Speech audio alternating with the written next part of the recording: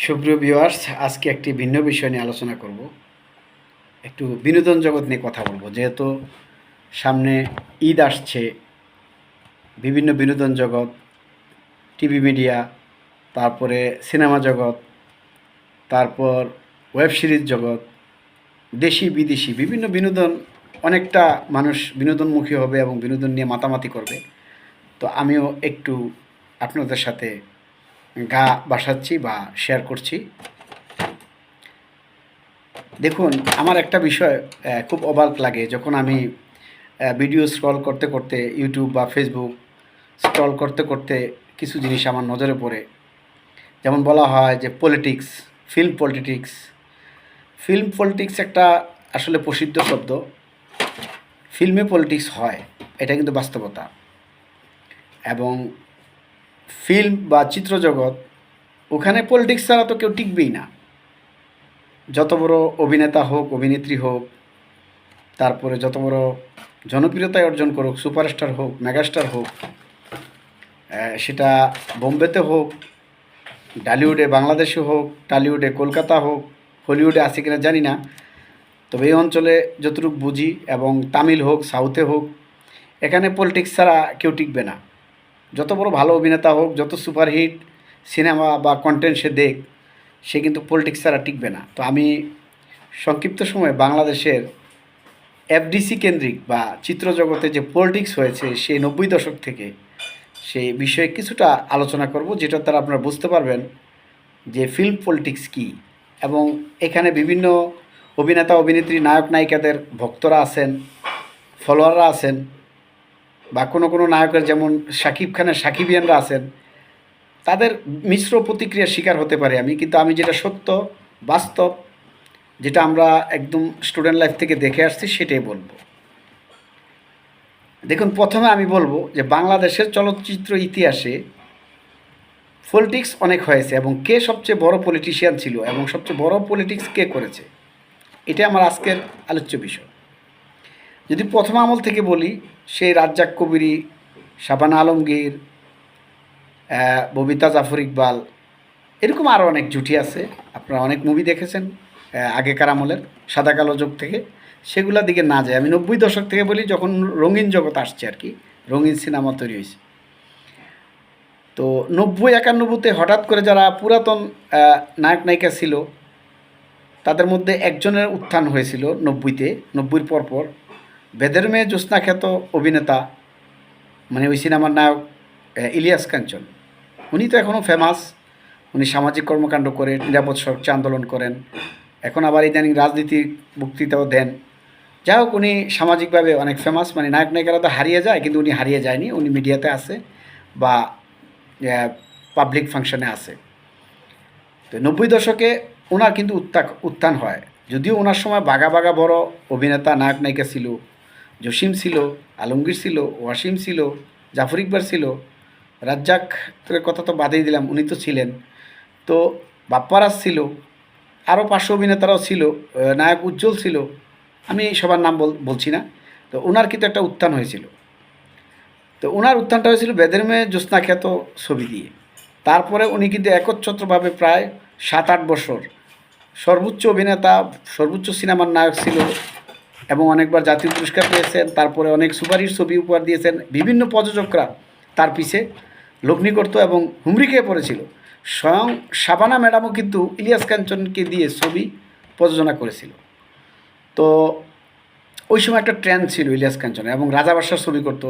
যদিও সে বাচ্চা চাইলে অভিনেতা, সে সে আসলে অলরাউন্ডার। সে অ্যাকশনও করতে পারে, রোমান্সও করতে পারতো, এবং ওই যে রাজা বাদশার যে পোশাকি সিনেমা, সেগুলোও করতে পারতো।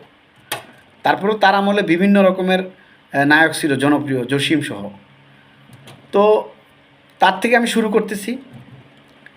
তো ফিল্ম পলিটিক্সের শিকার হয়ে কিন্তু তার পতন হয়েছে। পলিটিক্স এখান থেকে শুরু হয়েছে। ইলিয়াস কাঞ্চনের যে কেরিয়ারটা বা সিনেমার যে তার জনপ্রিয়তা বা সিনেমা বেশি বেশি করার যে অবস্থাটা, 95-96 থেকে কিন্তু এটা আস্তে আস্তে 97-98 থেকে হ্রাস পাওয়া শুরু করে। মূলত সে একটা পলিটিক্সের শিকার হয়েছিল। সেই শিকারে কি আমি আপনাদেরকে সংক্ষেপে বলি। ওই সময় শিকার হয়েছিল সে, যখন নায়ক সালমান শাহ আসলো, তার একটা ক্রেজ, তার ক্রেজের সাথে পাল্লা দিয়েও কিন্তু ইলিয়াস কাঞ্চনের ছবি আসতো, এবং তখন রুবেলও সুপারস্টার হয়ে গেছিল, নায়ক রুবেল। তো ওই সময় মান্না ছিল পার্শ্ব অভিনেতা, নায়ক মান্না প্রয়াত, সে সুপারস্টার মান্না ছিল। সুপারস্টার মান্না কিন্তু সে ছিল পার্শ্ব অভিনেতা, মাঝে মধ্যে রুবেলের পার্শ্ব ক্যারেক্টার করতো, মাঝে মধ্যে জসিমের পার্শ্ব ক্যারেক্টার করতো। ইলিয়াস কাঞ্চনের সাথেও পার্শ্ব অভিনেতা হয়েছে সে, মানে সাইড নায়ক যেটা। তো মূলত ইলিয়াস কাঞ্চনের যে ইমেজ এবং তার যে কেরিয়ার, এই কেরিয়ারটা কিন্তু আস্তে আস্তে ডাউন হওয়া শুরু হয়েছিল, যেটা সালমান শাহ পারে নাই। সে ডাউনটা হওয়া শুরু হয়েছিল কিন্তু মান্নার কারণে। রুবেল যদিও অ্যাকশনে তার একটা অবস্থান তৈরি করছিল, কিন্তু তবুও ইলিয়াস কাঞ্চনের কেরিয়ারে কিন্তু রুবেল কোনো ভিত নাড়াইতে পারে না। ইভেন সালমান শাহর মতো ক্রেজ, নিউ সেন্সেশন এবং নাইম শাবনাজ শাহ, তারাও কিন্তু ইলিয়াস কাঞ্চনের ক্রেজ থামাইতে পারে নাই। ইলিয়াস কাঞ্চন তার মতো করে সুপারস্টার ছিল এবং তার সর্বোচ্চ ছবি আসতো, এবং সালমান শাহের সাথে পাল্লা দিয়ে ইলিয়াস কাঞ্চনের ছবি আসতো। তো তখন মান্নার যখন উত্থান ঘটে, তখন কিন্তু ইলিয়াস কাঞ্চনের যে এক নম্বরের যে অবস্থাটা, সেটা কিন্তু আস্তে আস্তে ধাপিত হয় এবং নিচের দিকে যায়। কারণটা কি? এখানে একটা বিশাল ফিল্ম পলিটিক্স হয়েছে। এখান থেকে আমি শুরু করতেছি। আমি সোজা কথা বলি, ভিডিওর লাস্ট টাইম বলতাম, এখনই বলি। চলচ্চিত্র ইতিহাসে 90 থেকে মান্নার মৃত্যু পর্যন্ত, তো মূলত মান্না ছিল সেরা পলিটিশিয়ান। মানে ফিল্মে যদি সবচেয়ে বড় কোনো পলিটিক্স করে থাকে, সেটা করেছিল মান্না। এই কথাটার প্রমাণ আপনারা কাজী হায়াতের ছেলে কাজী মারুফের একটা ভিডিওতে পাবেন, আপনারা সার্চ করে দেখবেন। সে বলেছিল যে মান্না যদি বেঁচে থাকতো এবং তার যে পলিটিক্সের ধরন, চলচ্চিত্রে সে যে ডেঞ্জারাস পলিটিক্স করে, শাকিব খানের মতো নায়ক কিং খান হইতে পারতো না, নাম্বার ওয়ান তো দূরের কথা। তো আমি আবার একটু পিছনে যাই, মান্না কীভাবে পলিটিক্সটা করছে দেখেন। মান্না সত্যিকার একটা ভালো অভিনেতা ছিল, জনপ্রিয় ছিল, এবং তার মধ্যেই ট্যালেন্ট ছিল। কিন্তু আমি প্রথমে শিরোনামে বলেছিলাম ভিডিওতে যে যতই ট্যালেন্ট হোক, জনপ্রিয় হোক, ভালো অভিনেতা হোক, পলিটিক্স ছাড়া চলচ্চিত্র জগতে টিকা যায় না। ওই জিনিসটা কিন্তু মান্না বুঝেছিল। যার কারণে মান্না তার অভিনয় দক্ষতার পাশাপাশি সে পলিটিক্সের দক্ষতাটাও রপ্ত করছে। সে কী করলো? অ্যাকশন সিনেমাগুলো করা শুরু করলো, সেখানে রুবেলের বাত মারা শুরু করলো। রুবেল ডিসুম করে মার্শাল আর্ট করে যে অ্যাকশন সিনেমার যে একটা জনপ্রিয়তা পাইছিল, সেখানে মান্না আস্তে আস্তে ঢুকে গেল ড্রামা অ্যাকশনের মাধ্যমে। যদিও সে মার্শাল আর্ট বা কারাতে করতো না, কিন্তু ড্রামা অ্যাকশন দিয়ে প্রতিবাদী চরিত্রগুলা যেগুলো রুবেল করতো, সেগুলোর মধ্যে আস্তে আস্তে মান্না ঢুকছে। আর এটা পলিটিক্স করছে মান্না যদি শুনতে পাইতো যে কোথাও একটা অ্যাকশন ছবি হবে, কোনো একটা প্রযোজক, ওই সময় তো সিনেমা পাড়া খুব জমজমাট ছিল, ক্যান্টিনে আলাপ আলোচনা হতো, হোটেল সোনারগাঁ আলাপ আলোচনা হতো, তারা নিজেরা আলোচনা করে ভাইরাল হয়ে যেত, কে কোন ছবি প্রযোজনা করছে, কোন নাম নিয়ে আসতেছে, পরিচালককে, কাহিনী কী, এগুলা একজন নায়কের চুক্তিবদ্ধ হওয়ার আগে সব নায়করা জেনে যেত। মান্না কী করতো? ওই পরিচালকের বাসা চলে যেত, যাই হয়তো রুবেল দিয়ে তো বহুত করছেন, রুবেল সাহেবের দিয়ে, আমার দিয়ে একটা করার না, দেখি না আমি পারি কিনা অ্যাকশন। প্রযোজকের বাসা যেত গিফট নিয়ে, এবং সেখানে মান্না চ্যালেঞ্জ দিত, যদি ছবি ফ্লপ হয় আমি কোনো পারিশ্রমিক নেব না।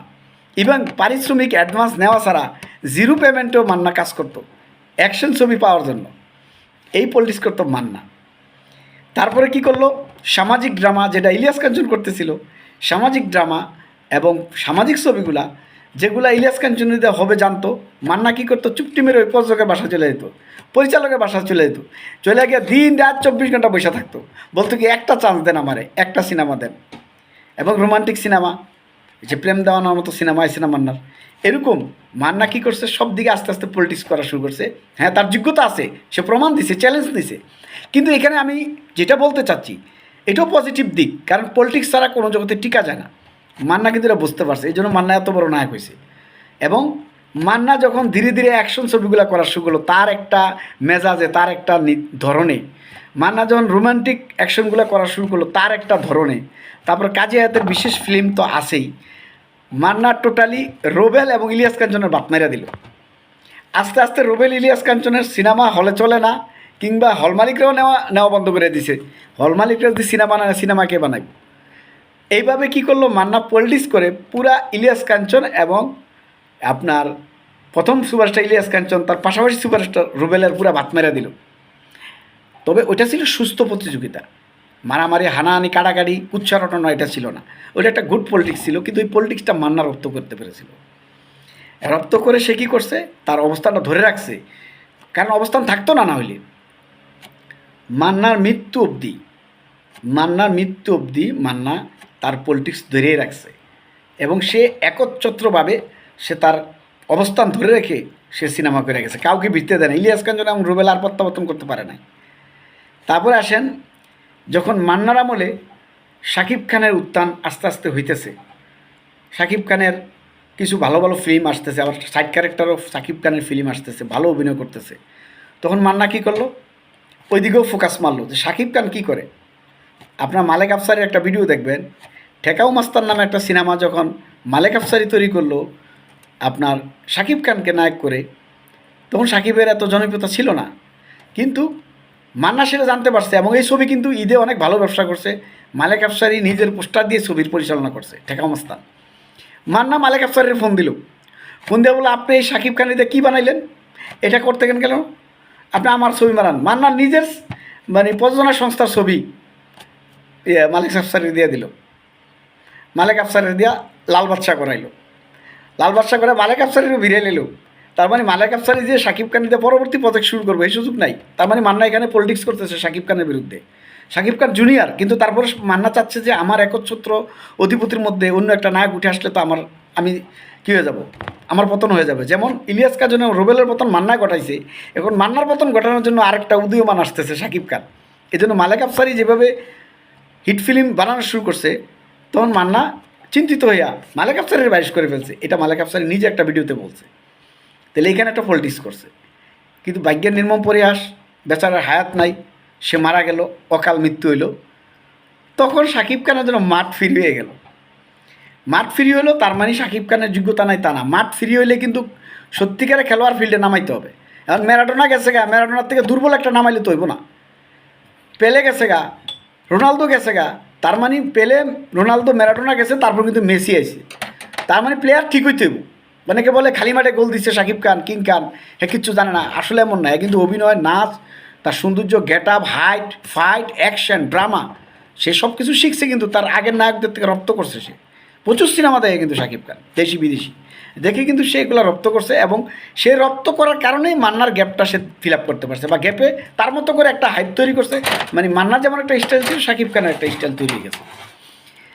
কিন্তু মজার বিষয় হলো এখানে আরও তো নায়ক ছিল, ফেরদৌস ছিল, শাকিল খান ছিল, রিয়াজ ছিল, মানে শাকিবের সিনিয়র জুনিয়র কাছাকাছি, এরা আস্তে আস্তে ঝরে পড়ছে, কারণ এখানে শাকিব খানও পলিটিক্স শুরু করছে মান্নার মতো। তবে মান্না সরাসরি ফ্রন্ট লাইনে পলিটিক্স করছে, আর শাকিব খান সরাসরি করতো না, গোপনে গোপনে করছে। তো শাকিব খান কী করছে গোপনে গোপনে, শাকিব খানের চাহিদা বেশি ছিল, যার কারণে শাকিব খান কী করছে, তার বিভিন্ন ডাইরেক্টরদেরকে, বিভিন্ন পরিচালকদেরকে সে একবারে নিজের দিকে ভিড়িয়ে ফেলছে। ভিড়াইয়া একবারে তার সমসাময়িক যেটি ছিল ফেরদৌস, রিয়াজ, শাকিল খান, আরও যেটি আছে নাম না জানা, আমি অনেকের নাম জানি না, সবটির পতন ঘটাই দিছে। কিন্তু সমস্যা হচ্ছে মান্নার পতনের পরে বা তার মৃত্যুর পরে শাকিব খান তার ফিল্ডটা দখল করে, মান্নার ফিল্ডটা দখল করেছে, বা নিজের একটা স্টাইলিশ তৈরি করে সে নিজের পায়ে দাঁড়ায় গেছে, এবং এখানে সে নিজে পলিটিক্সও করছে। কিন্তু এইখানে সবচেয়ে বড় বিষয়, এই পলিটিক্সটাই লাস্ট পলিটিক্স, মানে আর কোনো পলিটিশিয়ান আসতেছে না, নায়ক নায়িকা আসলেও ওই পলিটিক্সটা করে কুলাইতে পারতেছে না। তার মেন কারণ পলিটিক্স করতেও যোগ্যতা লাগে, স্কিল লাগে। মান্নার ওটা ছিল, যার কারণে সে ইলিয়াস কাঞ্চন রুবেলের 10 নামায় ফেলছে। শাকিব খানের এটা ছিল, যার কারণে মান্নার রেখে যাওয়া জায়গা সে দখল করে আজকে 20 বছর, 25 বছর, 20-22 বছর ধরে সে এককভাবে চালাইতেছে, বা 15 বছর ধরে সে ট্রেন্ডিংয়ে আছে পুরো 1 নম্বর আসনে। তাহলে ফিল্ম পলিটিক্স বলতে যেটা আপনারা ব্যাড কমেন্ট করেন, এটা ব্যাড কমেন্ট না, এটা গুড কমেন্ট। পলিটিক্স করতে হবে, এবং শাকিব খান সেটা করে। এবং লাস্টে আইসা গত 2-3 বছরে শাকিব খান যে পলিটিক্স করতেছে সেটা কি জানেন? আপনারা কেউ জানেন না। সেই পলিটিক্সটা হইলো, এটাও তার একটা যোগ্যতা, সেই পলিটিক্সটা হইলো সে কী করছে, এফডিসিকে ডোলা করে দিছে। অর্থাৎ এফডিসিতে ফিল্ম হোক না হোক, সিনেমা হোক না হোক, সে এফডিসি ছেড়ে দিছে। এফডিসি ছেড়ে দিয়ে টোটাল ইন্ডাস্ট্রি বা বাংলা ফিল্মটাকে তার দিকে খেঁচা নিছে, তার দিকে টাইনা নিছে, এবং সে নিজে এখন এফডিসি হয়ে গেছে। সে ইন্ডিয়া যায় ফিল্ম করে, আমেরিকা যায় ফিল্ম করে, বিভিন্ন আউটডোর শুটিং করে দেশ বিদেশে। সে এফডিসিতে আসে না দরকার ছাড়া।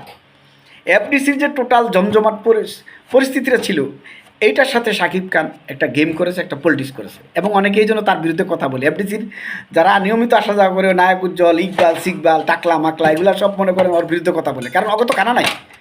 কারণ মান্না তো এফডিসির ভিতরে পলিটিক্স করছে, ইলিয়াস কাঞ্চন রুবেল তো এফডিসিতেই ছিল, শাকিব খানও এফডিসিতেই ছিল, কিন্তু যখন শাকিব খান এফডিসির নাগালের বাইরে গেছে গা, এখন কিন্তু সবার খাওয়া শেষ। নৃত্য পরিচালক বলেন, ওই ডেলি কামলা বলেন, আরও যে ছোটো ছোটো শিল্পীরা আছে যারা ক্যারেক্টার বেশ ছোটো ছোটো ক্যারেক্টার করে 1 মিনিট 2 মিনিটের, সব খানা শেষ।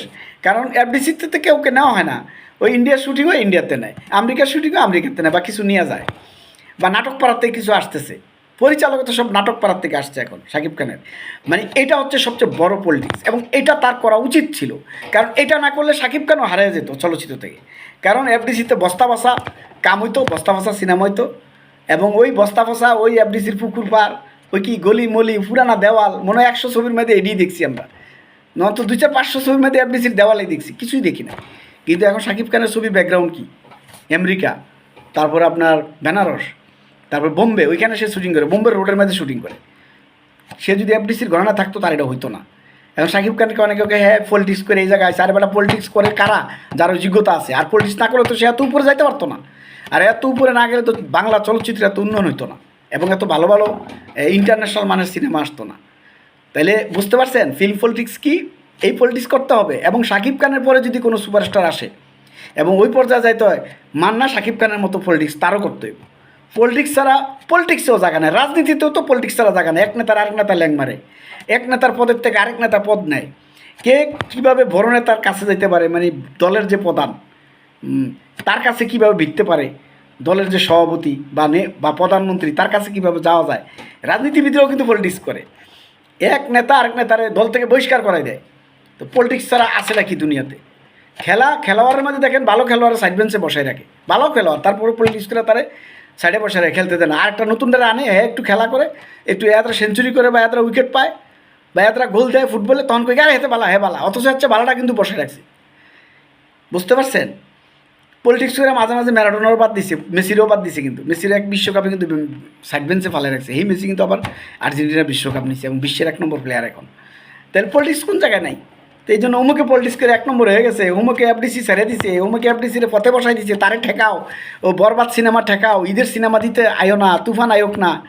এগুলো হলো ছোটো ন্যারো মাইন্ডের লোক, যারা সিনেমা শিল্পের বা মিডিয়া জগতের কিংবা বিনোদন জগতের ভালো চায়। তারা ভালোদেরকে অ্যাপ্রিসিয়েট করা উচিত, খারাপদেরকে সমালোচনা করা উচিত। কিন্তু তারা কি করে, একজনের পায়ে ধরে টাইন না ইসরা নামায়, কয় শাকিব খান কি এর 1 নম্বরে আছে, মান্না কি এর 1 নম্বরে আছে, এগুলো খালি টাইন না খালি নামায়। এই নামানির কারণে আমরা জাতি কিন্তু পিছিয়ে রয়েছি। দেখেন আমাদের দেশে কিন্তু ট্যালেন্ট আছে, সুন্দর সুন্দর অভিনেতা অভিনেত্রী আছে, আমরা পারি না কেন? বোম্বের মতো, কলকাতার মতো তো পারি না এখন, কলকাতা তো অনেক আগে গেছে টেকনোলজিতে। মেইন কথা হচ্ছে আমরা মান্দাতামূলক চিন্তা, 50 লাখ 60 লাখ টাকা একটা নাটক বানাম, ওই সিরিয়া বারাম গাড়িয়াল ভাইয়ের মতন বেদের মেজুস্তার মতন, এটা তো চলবে না। ওইটা ওই যুগে চলছে, যখন যেই যুগের ট্রেন্ডিং ওই যুগে ওইটা চলে গেছে। এখন ওই চিন্তা তো আবার নতুন করে আসলে হবে না। হ্যাঁ, আর্ট ফিল্ম হিসেবে করা যায়, আগের কাহিনী দিয়া গাড়িয়াল ভাইয়ের সিনেমা করেন, নৌকার সিনেমা করেন, আর্ট ফিল্ম হিসাবে এটা ধরা হবে, এটা বাণিজ্যিক ফিল্ম ধরা হবে না। সুপার অ্যাকশন, ড্রামাটিক, রোম্যান্স সব মিলিয়ে যে সিনেমা হয় বর্তমানে বোম্বে এবং আপনার বলিউডে হলিউডে হয়, সেগুলো আপনি ফলো করতে হবে আপনার যদি চলচ্চিত্রকে উন্নত করতে। আর সেটা শাকিব খান ফলো করছে, বড় পাকনা মাথা, কারণ ও শিখছে যে আমাকে সামনে আগাইতে হবে, পিছিয়ে যাওয়া যাবে না, পিছিয়ে গেলে একসময় আমি বাদ। তো সে কী করছে, সামনে আগাইতে আগাইতে এত দূর আগাই গেছে, হ্যাঁ ধরার মতো কাদা এখন আর না কেউ নাই। এখন হ্যাঁ নিজে একটা বাণিজ্য প্রতিষ্ঠান, হ্যাঁ নিজে একটা ব্র্যান্ড, সে যেখানে সিনেমা করুক, সে এফডিসিতে না করুক, মুম্বাই করুক চলবে, সে মনে করে পাবনা গিয়া করুক চলবে, সুন্দরবনে গিয়া করুক চলবে, কারণ এর কাছে এখন এফডিসি বলতে কিছু নাই। এফডিসি হচ্ছে জাস্ট একটা স্টুডিও, একটা এরিয়া যেখানে শুটিং করা হয় নিরাপত্তার সাথে। ওইখানে ভিতরে তো বড়ই গাছ ছাড়া আর একটা কুয়া ছাড়া কিছু নাই। রিয়েলিস্টিক আপনার সিনারি ছাড়া এখন সিনেমা চলবে না, মানুষ দেখবে না। এবং সব মেধা, নাটকের মেধা, চলচ্চিত্রের মেধা, সব জগতের মেধা একসাথে করতে হবে, তাহলে এটা জনপ্রিয় হবে। তাহলে ফিল্ম পলিটিক্স সম্পর্কে কিছুটা আইডিয়া পাইছেন। সবচেয়ে বড় পলিটিশিয়ান ছিল মান্না, তারপর শাকিব খানও করছে, এর আগেও টুকটাক হয়েছে, কিন্তু বড় পলিটিক্সটা মান্নাতে শুরু হয়েছে, তারপরে শাকিব খানও পলিটিক্স করছে এবং করতেছে। আর পলিটিক্স হচ্ছে আমার নিজের স্বার্থে, আমি নিজের কেরিয়ার স্বার্থে আমি সবই করব। তো নায়ক ইলিয়াস কাঞ্চন একটা কথা বলছিল যে মান্নার উত্থানের পরে তো আপনার একটু ডাউন হয়ে গেলেন, তরুণী বলছে কি সুপারস্টার কি আমি সারা জীবন থাকবো, কেউ কি আর আসবে না? আমি সারা জীবনই কি সুপারস্টার থাকতে পারবো? কোনো কথা নাকি, মান্না আসবে, মান্নার একটা স্টাইল নিয়ে মান্না আসবে, রুবেল আসবে, তারপরে শাকিব খান আসছে। ওই কথাটা আবার ভালো লাগছে আমার, ওনার কথা রেখেছে। তো ওনার অধপতনে কিন্তু উনি নারাজ না বা ওনার মন খারাপ হয় না, কারণ উনি অ্যাপ্রিসিয়েট করছে। এখন কিন্তু অ্যাপ্রিসিয়েট করে না কেউ। যেমন আমি শাকিব খান 1 নম্বরে অনেকে পিছিয়ে পিছিয়ে লাগায়, ওই আলেকজান্ডার বউ আছে, ও রোবেল সাহেব আছে, তারপরে বিভিন্ন নায়ক নায়িকা আছে, মানে হ্যারে খালি খোসায় কয় এক নম্বর কেমন হয়েছে, কয় কিচ্ছু জানে না, চরিত্র ভালো না, পারিবারিক বিষয় নিয়ে কয়টা বিয়া করছে, কয়টা কী করছে। আপনি সিনেমা দেখতে যাবেন, সিনেমা দেন, আবার কয়টা বিয়া করছে, কয়টা বাচ্চা হয়েছে, এগুলো এনে দেন। সিনেমার মধ্যে সে ক্যারেক্টারটা সঠিকভাবে প্লে করে কিনে দেখেন। হ্যাঁ কি মসজিদের ইমামতি করতে গেছে নাকি, তার চরিত্র নিয়ে টানাটানি করতেছেন। তো আশা করি বুঝতে পারছেন। তো সামনে ঈদে মনে করে ভালো ভালো কিছু সিনেমা মনে আসতেছে, এর মধ্যে বরবাদ, ওটাকে একটা গান দেখলাম, খুবই চমৎকার গান হয়েছে। 1 মিনিট আর একটু কথা বলি। আমি সিনেমার গান তেমন একটা দেখি না, মাঝে মধ্যে দেখি, তবে যা দেখলাম যে বরবাদ সিনেমার যে একটা সং বাড়িছে দিদা, এই প্রথম দেখলাম বাংলা সিনেমা গানের ভিতরে এভাবে স্টোরি শু করা। এটা কিন্তু গান না, এটার ভিতরে কিন্তু স্টোরি আছে। এটার মধ্যে সিমটম আছে ও ড্রাগ অ্যাডিক্টেড, এটার মধ্যে সিমটম আছে সে একটা গ্যাং লিডার, সবসময় বন্দুক নিয়ে ঘুরে, এটার মধ্যে সিমটম আছে সে অনেক বড় রিচম্যান, স্টাইলিশ এবং ক্রেজি। মানে এটার মধ্যে যেই ব্যাকগ্রাউন্ডে যেই ভিডিওগুলো দেখাচ্ছে, এখানে শুধু রোমান্স দেখাচ্ছে না, রোমান্সের পাশাপাশি অ্যাকশন, ভায়োলেন্স সেটাও দেখাচ্ছে। তো এটা কিন্তু একটা নতুন ট্রেন্ড। আগে তো আমরা গান বলতে বুঝছি যে সরিষা খেতে শাপলার পুকুরে ও চুবাচুবি করা, এরপরে উপর থেকে ঝর্ণা দেওয়া, পানি দেওয়া, নায়িকার ভেজা শরীর দেখানো, এরপরে নায়ক মনে করেন ইয়ার থেকে মানে ডিসুম ডিসুম, সরি আপনার গানের মধ্যে নায়ক মদ খাইয়া মানে ঢুলতো স্যাড গান হইলে, তারপর রোমান্টিক গান হইলে নায়ক শাড়ি মারি পরে কেমন বেডিয়েতের মতো সাজতো, মেকআপ করতো, এগুলো অঞ্চলে না। এখন রিয়েলিস্টিক, মানে নায়ক গান করতেছে, পিছনে হিস্ট্রি দেখাচ্ছে যে কোন ক্যারেক্টারে তার ক্যারেক্টারটা কী, এবং ক্যারেক্টারের মধ্যে রিয়েলিস্টিক নিয়ে আসতে, সরি গানের মধ্যেও রিয়েলিস্টিক নিয়ে আসতেছে, যে গানের মধ্যেও বোঝাচ্ছে যে সিনেমাটা এই ধরনের বা তার কামড়াই, অর্থাৎ গানের মধ্যেও সে বাস্তবে আছে, সে নায়িকার সাথে রোমান্স করতেছে, সে কিন্তু তার কাহিনীর মধ্যেই আছে, অর্থাৎ সে ড্রাগ এডিক্টেড বা গ্যাং লিডার এটা শু করতেছে। আর আগে গান নায়ক চোখ বুঞ্জা কল্পনা দেখতো, নায়িকা বালিশের নিচে মাথা দিকে কল্পনা দেখতো, যাইতো এফডিসির বরিতলা, ওইখানে গিয়ে কত চুবাচুবি কইরা গান টান গায়ে পড়তো, এটাই ছিল গান। হ্যাঁ, তবে ওই সময় গানগুলো ছিল শ্রুতিমধুর, মূলত গায়কের গায়কিতে ওই সময় গান জনপ্রিয় হইতো। আর এখন গায়কের গায়কিও লাগবে, আবার ভিজুয়াল ভিডিও লাগবে, ভালো হইতে হবে সব। অর্থাৎ মানুষকে এখন আপনি ওই 1.5 টাকার জিনিস গছাইতে পারবেন না, কারণ এখন নেটফ্লিক্সের যুগ, বোম্বের ছবি দেখে, ইউটিউবের যুগ, ফেসবুকের যুগ, সারা পৃথিবীর মিডিয়া তারা ফ্রি দেখতে পারে টাকা ছাড়াও। সো এখন মনে করেন আপনার যা কিছু করবেন ওই শাকিব খানের চিন্তাধারা আপগ্রেড হইতে হবে, পলিটিক্স করতে হবে। তো ভালো থাকেন, বিনোদন নিয়ে একটু কথা বললাম, ভালো লাগলে আরও বিনোদন নিয়ে কথা বলবো। আল্লাহ হাফেজ।